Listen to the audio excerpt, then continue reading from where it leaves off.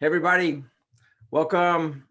Here we are on our 61st week of doing this. It's our 66th session using Zoom is what I've heard today from Zoom Reminder. So, and I know we were using another platform before. Go ahead and use the Q&A button. Hit your questions with us. I know that we've said, hey, we'll focus on ERTC. And any other questions you guys have, quite frankly, that seems to be a topic that is getting some traction recently. There's a lot of activity out there. There are a lot of firms, and I don't know how reputable they are. They may be, they may not be, I don't know, that are, going hard and heavy at that. And so we want to try to eliminate some of that confusion if at all possible. So you can still harass us on the chat if you so desire. And Adam Boatsman, when he starts talking, it's not like he's gone into the spray tan booth. It's just the shadow. It's the shade that he's in, because I was with him yesterday. So Adam, why don't you give us a little diatribe on the front end of this? Sure, man. Yeah, I'm sitting on my screen and porch, so if you hear something weird, the mood set for this webinar. So it's the candle and the blanket and all that stuff. So the anyway, that's supposed beautiful. to be funny. Yeah, so with the employee retention tax credit, my tirade, and I think some of the things we're going to address today is more the advanced course in the employee retention tax credit, because that's where our clients are getting hung up a lot. So what's happening right now is there's always been companies that specialize in helping people find tax credits. The most common would be the research and development credit. Hey, you probably qualify. It's one of the most overlooked tax credits that are out there. Yes, we agree. So, you hire the company, they do some analysis and then say whether or not you qualify. And assuming that you do qualify, they help you amend your tax returns to get the credit, then they get paid out of the tax credits. So they take a cut of what he received as tax credits. Well, these same companies are now soliciting people to go after the employee retention tax credit. And it's not that I'm opposed to anyone making a buck. I'm not in this vein. I think that they're overpriced, but I thought the R&D credit studies were overpriced too, relative to the amount of effort you really need to put in one of those versus what they're getting paid. So with the employee retention tax credit, where we're having a harder time as a firm is, really a couple different things. First off, the employee retention tax credit is not like PPP in the sense that there is not a first come, first served fund. It's a tax credit. So if you qualify, you're going to get the credit. I say that to say that unless your company is in dire need of cash flow, there's no rush on applying for the employee retention tax credit. You've got the usual statute of limitations to apply for the credit, which is 3 years. So if you think about, look, it's a quarterly payroll tax filing, then, as you're clocking on, the first quarter that you could have qualified, which would be, likely Q2 of 2020, 3 years from then is how long you've got to potentially apply for the credit. So there's no massive rush because the money's not going to run out, unless the US government goes bankrupt or says, oh, hey, by the way, we don't like this program anymore. They've never done that. I can't see them doing that, but anything could happen, I guess. So I don't think the money is going away. So there's no rush. So where we're having a problem with some of the interpretive guidance that's out there. When I say interpretive guidance, let me also say the other problem with this credit is there is no freaking guidance. However bad PPP was in the beginning, this is worse. So what we currently have as guidance is a decision tree. And decision tree number one, and this is not what we're going to be talking about with this tirade, but decision tree number one is pretty simple. Were you down 50% or more? Yes or no? Simple question. for 2020 and any quarter compared to quarter the same quarter in 2019? Was your revenue down? Simple question, yes or no. If yes, qualify. If no, I'll get to that.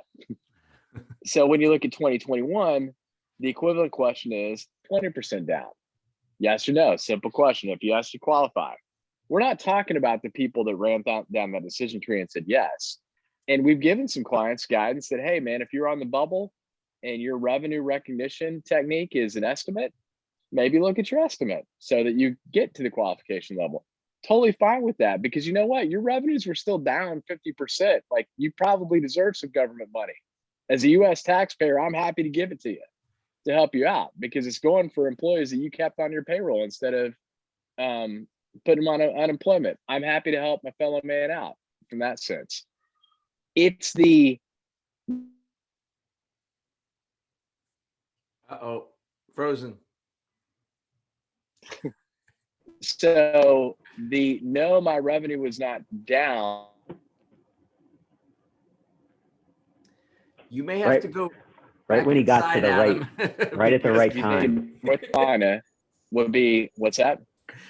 Your internet is freezing. So Gotcha. So I probably need to move. Am I okay now? yeah, you're okay. Okay, yeah. So it's the second category where it's government mandated shutdown, which in North Carolina would have been either during phase 1, phase 2, phase 2 point whatever, but probably not phase 3. So your window of time is probably phase 1 or phase 2 if you're in North Carolina, because that's when certain types of businesses were shut down by government order and other types of businesses fell under restricted hours. So within this criteria, what it says is throw that revenue stuff out the window. Did you face a more than nominal disruption? So the first problem is, well, what's the definition of more than nominal? Well, the IRS was nice and it said, more than nominal is defined as greater than 10%. So an example that I think is easy for us to all understand, because we all lived through it during the pandemic, is a restaurant. Okay. Restaurant, didn't technically have to shut down. They could do takeout and stuff like that, still considered essential. It's food. But, and they may not have had a 50% revenue reduction, depending on facts and circumstances. However, more than 10% of their capacity to sell food was reduced based on the fact that you couldn't dine indoors, or for a long period of time, you can only get takeout. And it took a while before you actually could dine indoors. So it's that type of scenario that we're looking at here, which is, I may not have met the 50% down criteria, but I otherwise had a significant reduction to my capacity. Okay, well, look, folks on the call, guess what? You qualify. Merry Christmas. I think our problem is that it's the next statements the government says that cause to have concern. You must demonstrate that you were disrupted. And then it gives some examples of factors to consider, using the restaurant example. You normally have an all-you-can-eat buffet and it was shut down. Well, how am I supposed to figure out, if my sales were flat overall, how much was I supposed to figure, or prove that, sales were down on the buffet line, which I probably could prove, buffet sales were down by, 100% because the buffet line was shut down. But what about substitution? I just like eating at your restaurant. I get it that I can't eat the buffet, but so I sat down. There you go.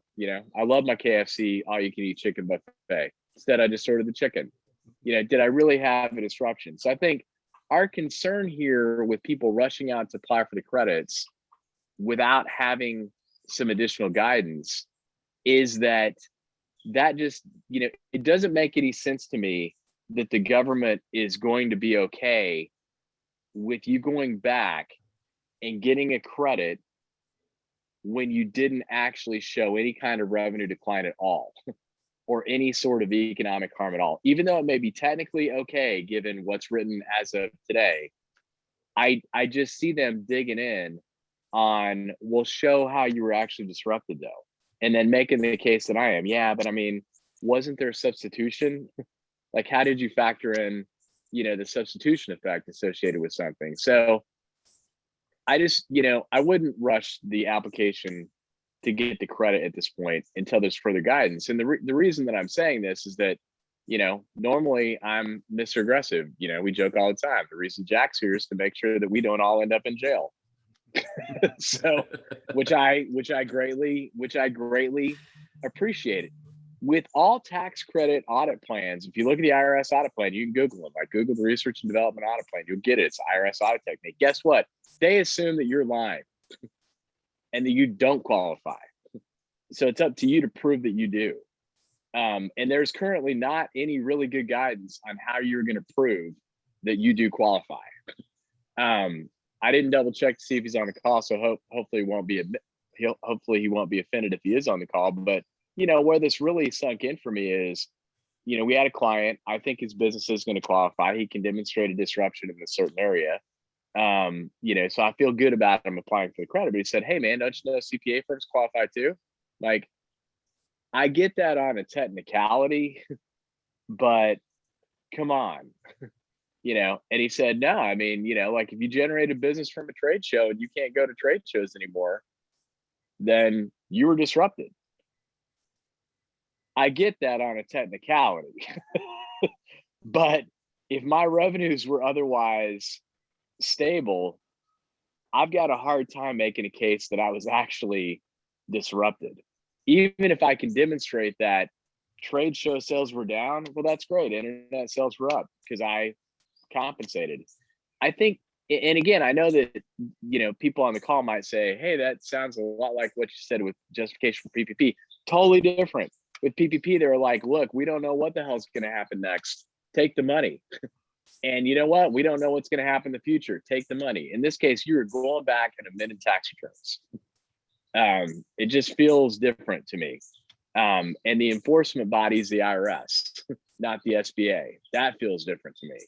So I just feel like we need to be a little bit cautious. The other problem that we've got too with this is that, currently, if you fall into that second bucket, which is, hey, business was disrupted, more than nominally, you qualify for the credit. When does it stop? With the first version, revenue's down. It's pretty clear when it stops. When your revenue returns back to normal or 80%. There's no definition of what stop means other than, well, when I can have people back in my restaurant at full capacity, I guess. So it is a lot of money. So that's potentially available. I guess the long story short here, to bring home the point, and then I'll shut up for a minute, is that, there's no rush on this unless you really, really need the money. And if you really, really need the money, you probably qualify for the 2021 credit. Go for that first. So there's not a huge rush on it. And if you were trying to fit into that second bucket, just proceed with some caution on it. I think it's worth exploring. However, if I'm prioritizing, I'm going to prioritize on my revenues were down. They weren't down 50%, but my one line of business was devastated, yet I still kept those people employed. So like in Jack's firm, Shumaker, to me, the litigation practice, that baby's going to qualify all day long. Court hours were restricted. The only litigation that's happening are capital murder cases right now. And even that, because unfortunately, we're still killing people. There is a massive backlog of litigation cases in the state of North Carolina right now. Those litigation attorneys have still been getting paid. You got a case, baby. But if Shumaker overall is up, 100%, the litigation's down, that's going in bucket number 2 of like, I probably qualify, but I don't feel super good about it. Let me wait for a little bit further guidance. So, tirade done, Gary. Excellent. That's pretty good, I thought, between the couple times that your internet froze, but you recovered. So Got it. You're good like that. So Jack, I'm sure you've got some thoughts, and we've got a couple questions that are already ramping in here. Cool. Sure. So agree with what Adam's saying as far as, one of the key things you said was this is a credit. So it's not as if there is a fund that is shrinking, it is going to be there.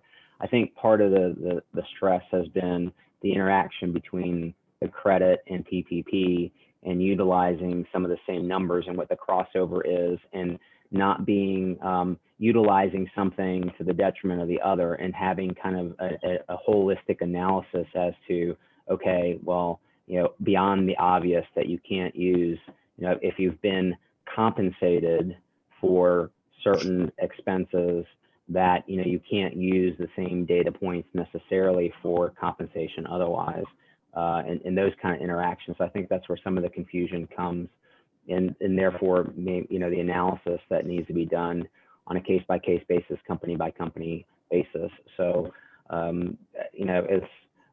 there's that confusion, and I think that as you move forward and dealing with, as far as litigation goes, and some switching gears, I'm telling you that because I tend to just do that in conversation. So I'm switching gears to the litigation comment, which is, yes, in fact, I was talking to some of our litigators yesterday, and they're like, yeah, it's going to be a busy second half of the year in 2022, and all kinds of things coming. But in relation to these financial issues, yes, there's going to be things that come down the pike. There is a backlog, not just the capital murder cases, but the DUIs and other people that are in jail and require due process. Those are the ones that are being dealt with. And so the courthouses are essentially closed.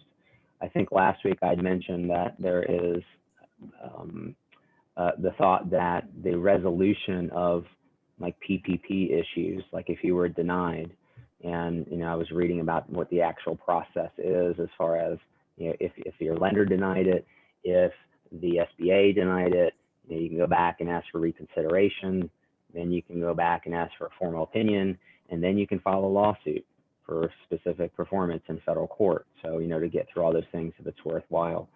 At some point, again, if anyone's interested, I pulled up the weekly statistics as far as on the SBA website as to what is what the numbers are on the total amount, the distribution by state, by industry, average dollar amounts. There's kind of interesting information.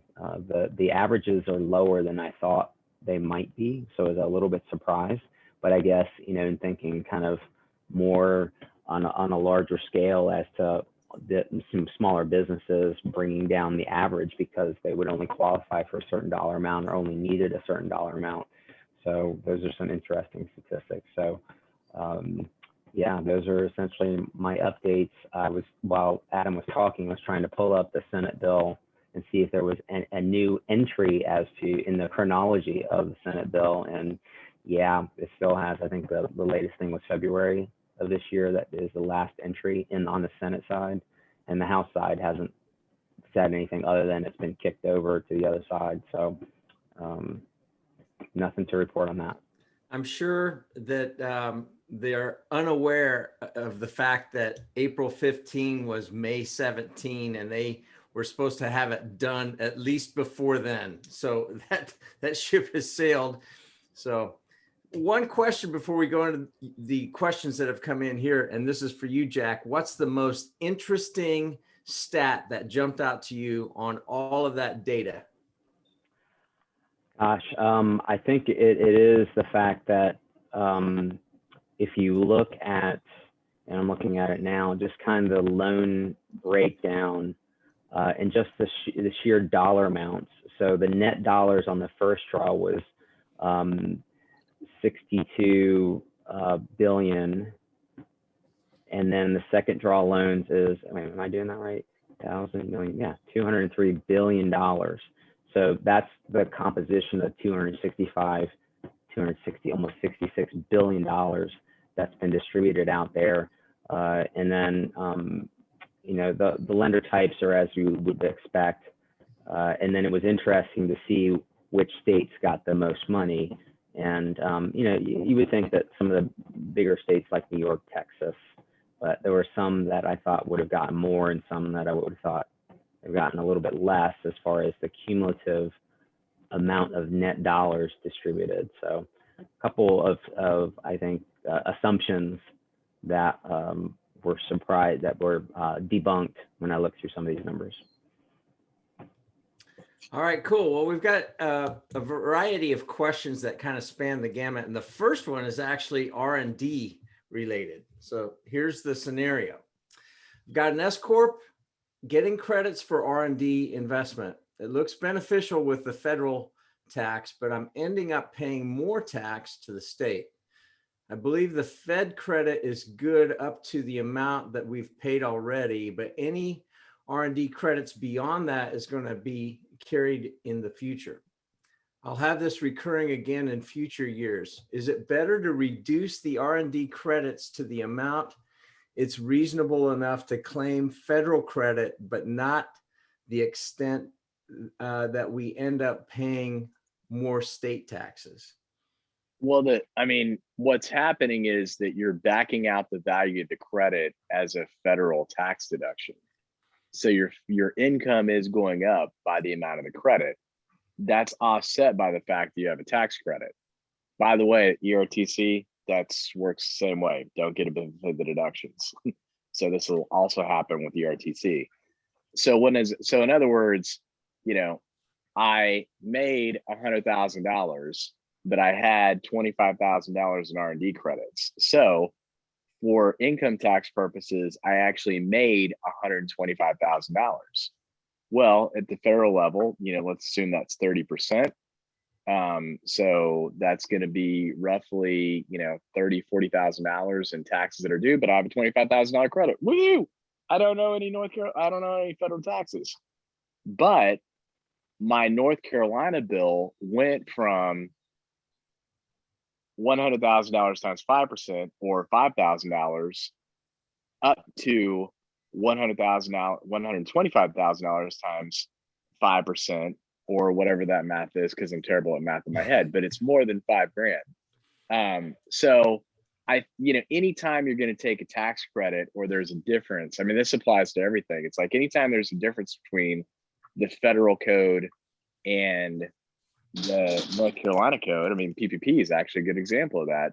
There's going to be a North Carolina consequence to getting the federal benefit. So I think, long story short, you play this math out, you're always better off still maximizing your R&D credit, even if it creates a temporary timing difference, meaning like, hey, I didn't really have the ability to use the credit. However, you know, I didn't really have the ability to use the credit in this year. I mean, at some point, you're going to have the ability to use it. All right. So as a follow-on, this came through. It says it looks great for $100,000 salary and $25,000 R&D credit, but what if the company invests $1 million in R&D? You know, you've still got the same thing. I mean, at some point in the future, you're going to be able to use the credit. You know, so in that case, you know, $1 million invested in R&D back in my scratch pad math means you're probably going to have about a $200,000 tax credit. You know, that's roughly, you know, going to that's the equivalent of sheltering, you know, call it $800,000 of future income at some point. So yeah, it costs you some North Carolina taxes to be able to do that. You know, in other words, in order to not have to pay, you know, $200,000 in federal taxes at some point in the future, the cost is going to be 10 grand or 5% of the $200,000 credit. All right, good. All right, so again, it really just comes down to it really is a timing difference. I mean, if your company's never going to make money ever, okay, I get it. But if it's going to make money, you know, at some point in the future, it's going to be worth it. And remember, with the R&D credit, you know, this is specific to Bouchon. You know, knowing what your company does, your salary also qualifies against that credit. So it's not just, it's not just the income the company makes, it's what you also make in a W-2 that gets factored in. It's all income derived from R&D type activity. So it is working also against W-2 income as well. I love that question. One, because this is a great example of why we're doing this. I think this is exactly why we're doing this, to be able to give you real-time questions and bring you real-time value that you don't have to wait or pay somebody else for, which I think is cool. So here's the next scenario. So the problem with the car is that when the car goes clack, clack, clack, and you gotta do the that was my best Tappet Brothers. Jack, you gotta bring it. That's impressive. I don't know if I can. That is good. Yeah. I miss click and clack. All right, so this is. I'm surprised you listen to NPR, Gary. Quite impressive. I'm a well-rounded Kansas. Sorry, just on Saturdays when it's click and clack and Garrison Keeler. Just kidding. Oh my goodness, yeah.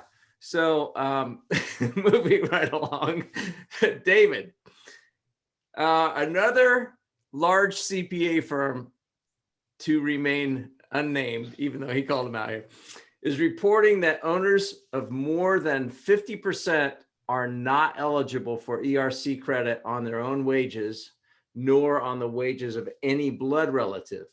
But I can't find this stipulation on any IRS document. What's your opinion?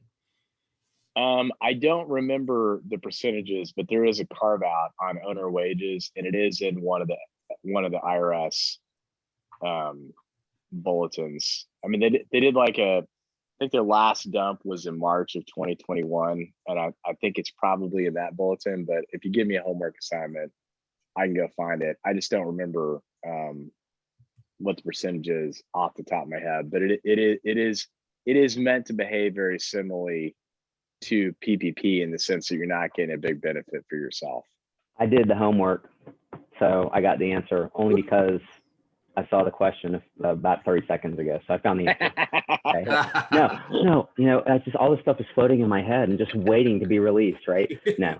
The funny thing is, though, I didn't have this particular section up, but I wanted to say in the beginning that on the IRS website, and there are pages and sub-pages related to COVID-19, the ERTC and other things. And the title of this page is COVID-19 related employee retention credits determining qualified wages FAQs. So there's different FAQs. They also give you the warning that, okay, there are, depending on, there's different guidance, and so trying to make sure you get to the right guidance because things have changed. There's a period of time between or the period of time that is applicable for 2020, which is actually March of 2020 to December of 2020, and then what is for 2021, kind of the rules and things like that. So, but if you go to frequently asked question number 59, it says, the question is, are wages paid by an employer to employees who are related individuals considered qualified wages? And the answer is no. Wages paid to related individuals, is defined by this section of the code, are not taken, and they give the examples. Child or descendant of the child, brother, sister, stepbrother, stepsister, father or mother, ancestor, stepfather, stepmother, niece, nephew, aunt, uncle, son-in-law, daughter, father-in-law, mother-in-law, brother-in-law, sister-in-law, mascot with 4 legs. I made it up. And then it actually says, I mean, that's for individuals. And then it says that if it's a corporation, 50% or more of the value of the outstanding stock. And then if it's not a corporation, meaning like a partnership, then it is essentially 50% of the capital and profits interest.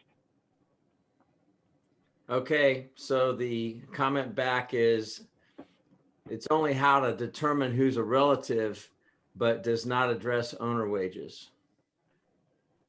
Do you agree? Yeah.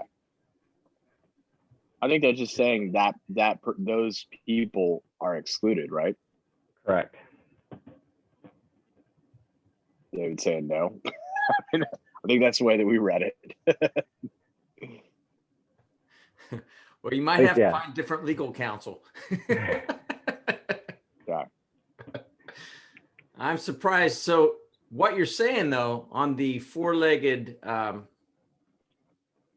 don't know, pet or whatever, if one of them lost a leg, a three-legged one could fit within the guidance. Just saying. Okay. Okay. He disagrees. 59 speaks to how to define which relatives are disqualified. Does not say that the owner wages are disqualified. I don't know. I usually don't make it a habit of arguing with Carl.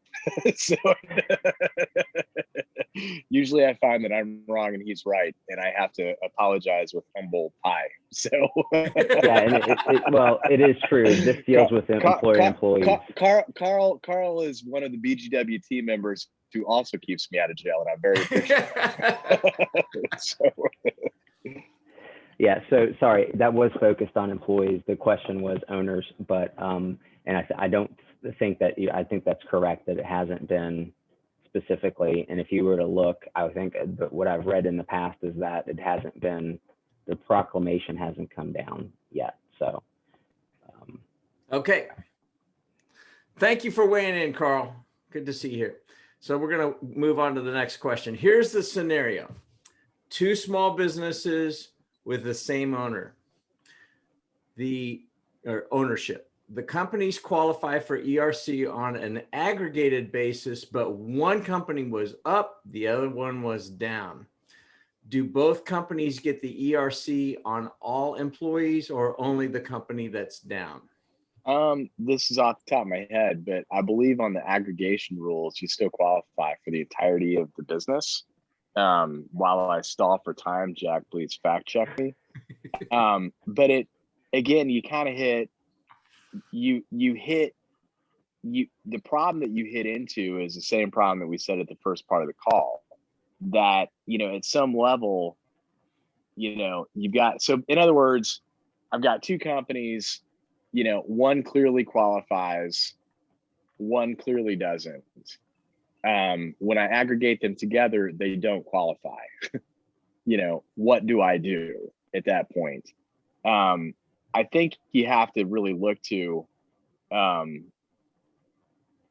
am I going to prove, even though by definition you qualify, if I have to go before the court, how am I going to prove the economic need and substantiate the disruption? If I otherwise in aggregation, I don't, I'm not down overall, and I took the credit on both companies. I don't know if that made a lot of sense to you, Gary, with what I just said, because I felt like I rambled there a little bit. But the bottom line is, the aggregation rules basically say, look, I mean, one segment qualifies, the whole thing qualifies. But I think where you got to be careful is, look, if all of you is up, 25% over 2020, but one store is down, 50% because it happens to be located in New York and they're just slow to open. So therefore, even though the whole chain is up 25%, but that one store is down, I'm going to go ahead and claim the credit on the entirety of the chain because I can. I think the next question is, should you? And I think my answer to that right now is, I don't know yet. Because if they issue other guidance saying that you can, this is one of those cases where, if they issue further guidance saying yes you can, and we're crystal clear on that, let's go for it. If they don't issue further guidance, I would look to see, is there any guidance that's on point that is very similar that says that you can? I would go for it. If there's no guidance at all, I might still go for it, but I would do it with an understanding that I'm probably not going to argue too much if they say no. Well, and the other option would be couldn't you just do the one that's in the safe zone that's down, and then at a later point go for the You combined? know, to Possible? to me that would depend a little bit on, look, are all the employees on one EIN's payroll number? In other words, like ultimately this has to manifest itself in the amendment of a 941 payroll tax return. If I have to amend an amendment, I probably only want to do it once and only have one amendment. But if I'm talking about, look, I've got separate EINs, it's two separate 941s. Yeah, possibly I might go for the one, but not the other, and then do the other if it looks like it's going to qualify. That would be part of my determination. All right, cool. The only thing I can add to that is, and I wanted to find the code section, which is code 50, section 52, which is some of the special rules, and that's where the definition, we usually find the definition of control group, which is where everything kind of springs from. So, but I have not seen any, other than reference to that section, any differentiation one way or another with respect to aggregation in light of the ERTC, the credit. So I knew we could count on Robert to send us a question. So this is good. And it spans another topic, related but different. So with the tax rate changes being proposed in DC, which tax filing statuses or status will be better positioned to reduce the overall tax obligation? As an example, LLC, S Corp, or C Corp? Don't make above 400 grand. It's the honest answer. It looks like they're trying to bring more parity back above $400,000 to where it won't make that much of a difference, Robert, because they're talking about changing the corporate tax rate up to 28%. So if you go from 28%, if you go up to 28% plus you pay a dividend on top of that, it means that your effective tax rate between the two is probably going to be at about 38, 39% at the federal level if you're a C corporation. If you're an S corporation, on the other hand, there's no double taxation. But if you're north of $400,000, they eliminate the qualified business income deduction. Therefore, your effective tax rate is 38, 39%. So I think that what he's trying to do is to maintain parity between the two rates, which was the original intent of the tax cut in the first place. Like, the only reason the qualified business income deductions exists is to keep parity with S corporations and LLCs to C corporations from a tax rate perspective. So I don't think it's going to make a difference too much, and it's going to come back to the decision on, C corps are going to work best if you have no need to distribute cash, and the reason that you don't distribute cash is either you're reinvesting the cash to get some growth, or alternatively you're paying off debt, or there's a reason to be a C corporation. Otherwise, if you're in the business of distributing out all your cash, probably easiest to be a S or C corp, S corporation or LLC tax partnership. This is a nice array of questions. Any other questions out there? You guys have done a good job today. And it's good to see Carl weigh in on this. going back to that question, and I knew I had read something which basically says we don't know, and I found the article, which is that owner wages uncertain. It's because of that FAQ 59 that has created the confusion. And so, one side is saying, well, if you read the guidance would have said, it says what it meant to say, and it doesn't include, they had the opportunity to address owner wages when they did employees and related members and family members, et cetera. And so, and then the other side is, well, why would they not include that on one side if they include on one side and not on the other? So and then I didn't know this existed, but back in February or March, the CPA Professionals Organization sent a letter requesting that that stuff be clarified. So again, to what you guys are saying, it's just we don't know yet, and they've been asked to clarify it, and it hasn't been clarified yet.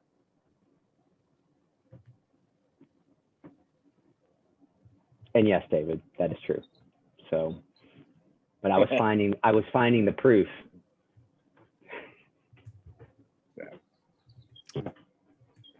All right, so I forgot, since I'm in the office, I had my dad jokes with me, and I didn't do them last week either. So you guys get a reprise from that this week too.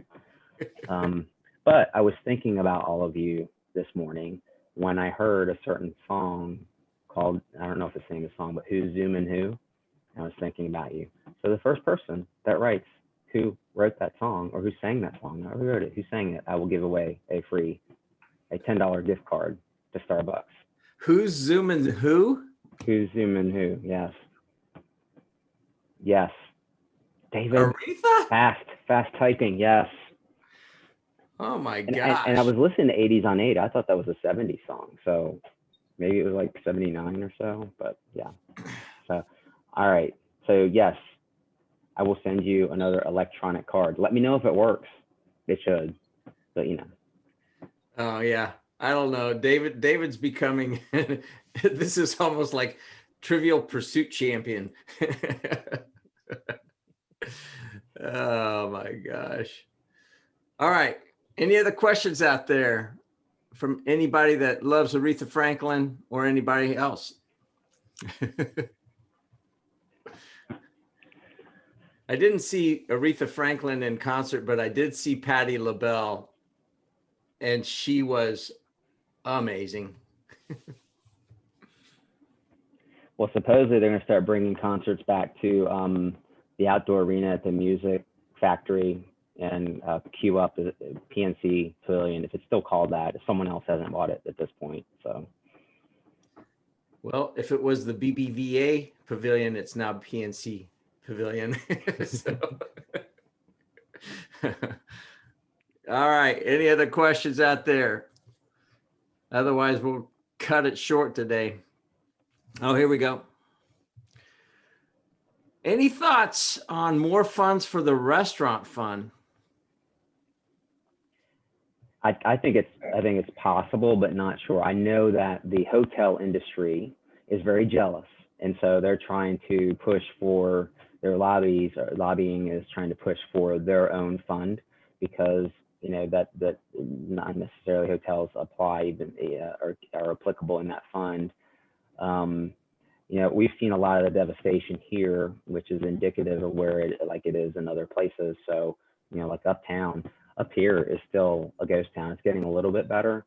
But you know, until B of A and Wells and all of their personnel come back to the office, which may or may not happen. I mean, companies keep pushing it out. I think they've realized over the course of time that they are able to work remotely. I think that their employee satisfaction and happiness, you know, we've had people here have said, this has been really great. Can we continue this? And, you know, like in many organizations, there's some people you would say absolutely yes, but there's some you're like, no, because we think we know what you're actually doing at home, which is not work.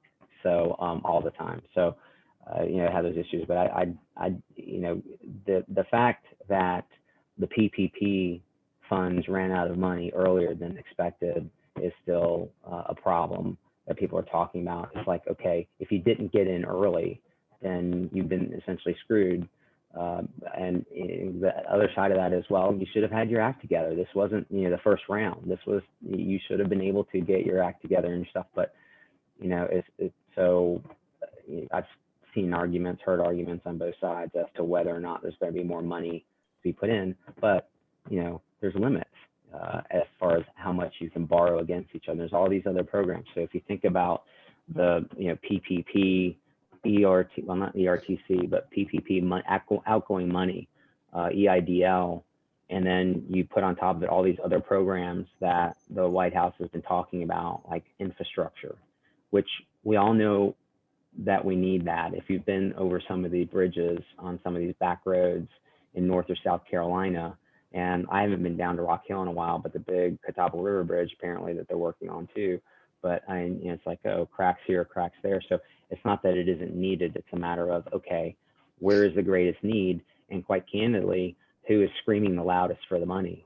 And they're the ones that are typically get the money, just in most scenarios. So that's the Jack theory opinion for the day. Yeah, and my own feeling would be, unless it could be done through some piece of legislation that's going through the reconciliation process, or it can be done via executive order, don't count on it, because I don't see him pushing